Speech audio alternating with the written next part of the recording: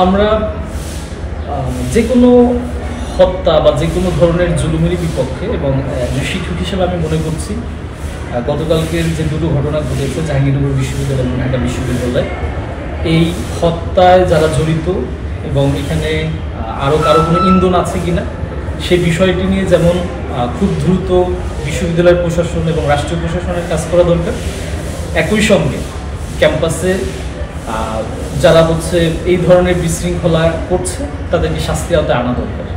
এটি যদি না হয় তাহলে আমরা দেখব যে আসলে বিভিন্ন নামের পরিবর্তন হবে, কিন্তু আসলে সেই ফেসিজমের যে কালচারটা বাংলাদেশে দীর্ঘদিন যাবত আমরা দেখছি সেটি কিন্তু এখনো অ্যাজ ইট ইজ থেকে যাবে। ফলে এটি খুব দ্রুত আমাদেরকে এই জায়গাটাতে বিশ্ববিদ্যালয়ের কর্তৃপক্ষ সহ আজকে দেশের যারা শাসন ক্ষমতায় আছেন তাদেরকে এটি নিশ্চয়তা দিতে হবে, এটি ইনশিওর করতে হবে যে আমার প্রত্যেকটি নাগরিক তিনি যেন কোনোভাবে অন্যায়ভাবে তিনি এই মবের মাধ্যমে যেন জাস্টিসের শিকার না হন।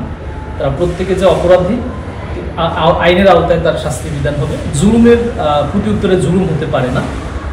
এবং আমরা বিভিন্ন সময় দেখেছি যে যারা একসময় ফেসিবাদের বিপক্ষে কথা বলেছেন ওনারাও অনেক সময় এই ধরনের কর্মকাণ্ডগুলো করছেন, আমরা পত্রিকার মাধ্যমে আমরা দেখতে পাচ্ছি।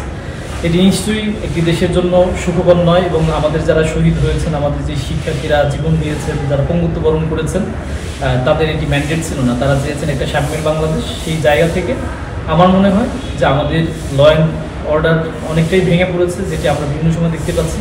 এবং একটা দুঃখজনক ঘটনা হচ্ছে বাংলাদেশের ক্যাম্পাসে এই পর্যন্ত যত হত্যাকাণ্ড হয়েছে কোনো হত্যাকাণ্ডের বিচার কিন্তু আমরা শেষ পর্যন্ত দেখতে পাইনি, বরং আমরা জাহাঙ্গীরনগরেও দেখেছি যে যুবকদের হত্যাকারীরা তারা সবাই মালয়েশিয়াতে চলে গেছে।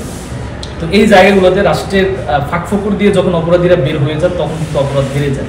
ফলে আমরা যদি এই জায়গাগুলো বন্ধ করতে পারি, পরস্পরের প্রতি কাদা ছোড়াছুরির মধ্য দিয়ে না, বরং সংকটটা উত্তরণে যদি একযোগে কাজ করা যায়। এখন বিশ্ববিদ্যালয়গুলোতে নতুন প্রশাসন এসেছেন, তো ঠিক সেই মুহূর্তে এই ঘটনাগুলো তো এটিও যেমন কেন ঘটছে সেটিও আমাদের খতিয়ে দেখা দরকার। বিশ্ববিদ্যালয়ের প্রশাসন থেকে, আইন শৃঙ্খলা বাহিনী থেকে শুরু করে, গোয়েন্দা সংস্থা থেকে শুরু করে, একই পাশাপাশি যারা অতি উৎসাহী, যারা অপরাধদের বিচারে নিজেদেরকে সম্পৃক্ত করেছেন তাদেরও বিচারের আওতায় আনা দরকার।